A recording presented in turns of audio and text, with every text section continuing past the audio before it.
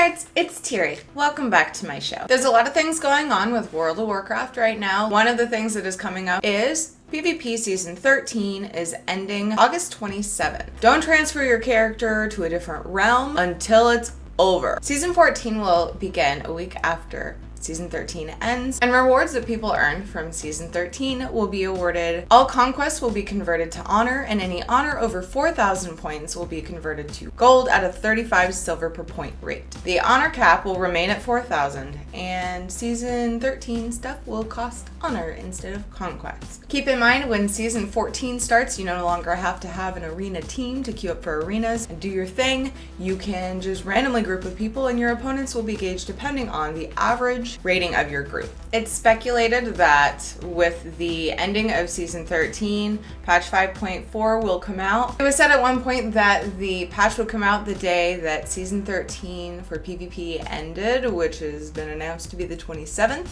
And it has also been announced that it would be as early as the 27th that the patch will come out.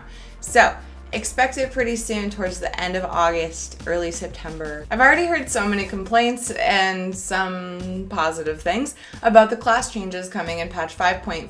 Ghostcrawler decided to reiterate and go over why and what these changes are. So check the link below where Ghostcrawler goes into more detail as to why some of the changes are being made to your class and or spec, and maybe you'll understand a little better, and this will turn into this. One of the biggest things coming in patch 5.4 is the Timeless Isle, where I've already gone over most things. If you want to see that stuff, check these other videos where I've talked about different things happening with Timeless Isle, like the coins, the BOA things, the upgrades, things like that. A couple things that are kind of newer to the internet. It won't be super quest oriented. The few quests that are on the Isle are just to encourage you to explore more of the areas, caves and stuff like that. Quit being a scaredy cat. What they're implementing with Timeless Isle that's kind of new for World of Warcraft is events. When you're exploring the Timeless Isle, you'll see event indicators pop up on your minimap indicating what type of event they are. And when you go into them, they kind of encourage the finding of rare elites or chests and the like. Sounds like Timeless Isle is more explore oriented. Also, it is said that most of the elites around the Isle are soloable, just as long as you have a scrap of skill. There's a new faction coming with the Timeless Isle, Emperor Shahao. It's not required, but it will earn you cosmetic rewards. Patch 5.4's Timeless Isle is also bringing us some new bosses. There are the August Celestials, a few different Celestials that you can fight at the Proving Grounds. There's also a world boss coming with the Timeless Isle named Ordos, who's intended for geared endgame raiders. There are a few challenges to this guy, okay? Different from normal world bosses. In order to engage Ordos in battle, you have to have acquired the legendary cloak you get from the legendary quest done with Rathian. And as soon as the battle is started, you can't leave the vicinity. So you're stuck, dead or alive. Writers from mmo-champion will be interviewing with Chilton, game director of World of Warcraft. So if you have any questions that you would like to submit about patch 5.4 and future expansions and patches, definitely go to the link below and submit your questions, and maybe they'll be asked. The interview is happening on Thursday, so you have one more day from the time of this upload. Apparently you can download the battle.net client that I talked about recently. It's Blizzard's client that you can log into and go into chat before you log into games.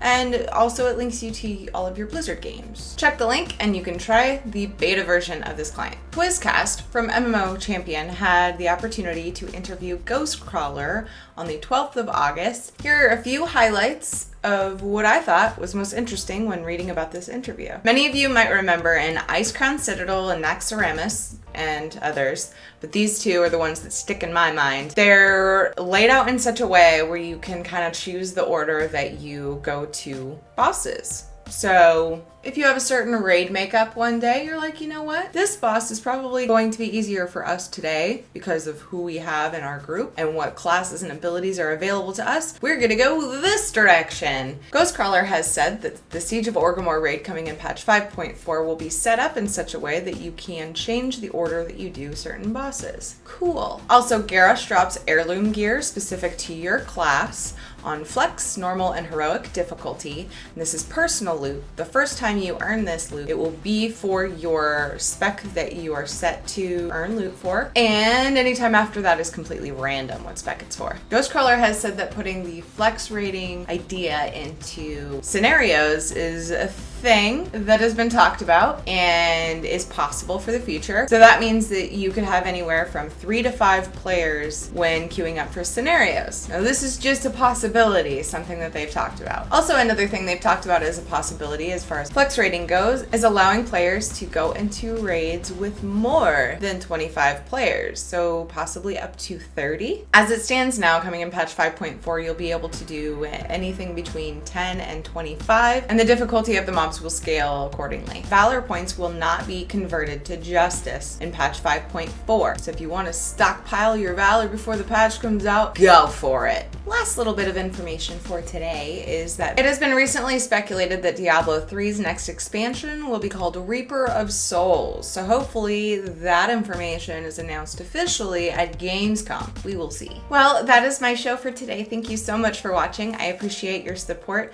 Please keep my kitty ninja in your thoughts because he has been missing for 4 days now, and I'm hoping he comes home soon. I was gonna show him in a video soon and have him say hi, and then now he's missing. So hopefully we find him soon. Hopefully he comes home, and hopefully he is safe. Keep him in your thoughts, please, and I will keep everyone updated via Twitter as far as that goes. Leave me a comment in the comment section letting me know why you liked or disliked this video. Check back to my YouTube channel every Wednesday for news with gaming videos in between.